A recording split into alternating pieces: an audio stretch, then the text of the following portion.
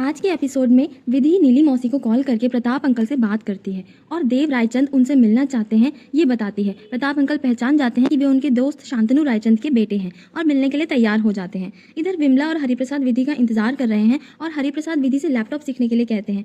विधि उन्हें सिखाने लगती है, तभी विमला को कॉफी भी लाने के लिए कहते हैं। उसी वक्त चाची जी आ जाती है और कहती है, भाई वाह, जगराते में इतना चढ़ावा आया है कि लैपटॉप भी ले लिया। अरे भाई, हमारा भी तो कुछ हिस्सा निकलता है उसमें से। हरिप्रसाद डांट कर कहते हैं, उस दिन मैंने उन्हें मना कर दिया था किसी भी चढ़ावे के लिए, फिर ऐसी बातें क्यों कर रही हो। चाची जी कहती है, हाँ आपने मना कर दिया और उस देव रायचंद ने फटाफट चेक वापस रख लिया। उस दिन मेरे पार्लर के भी पैसे पूरे नहीं दिए।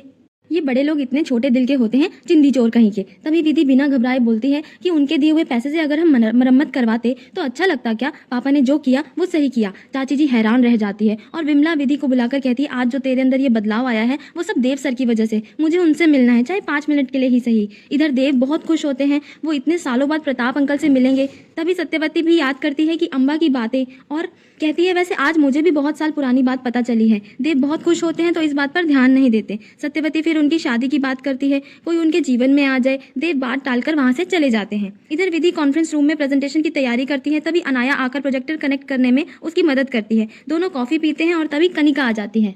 कनिका विधि को डराकर प्रेजेंटेशन देने के लिए कहती है। विधि घबरा जाती है और वेस्ट ऑफ टाइम कहकर कनिका वहां से चली जाती है।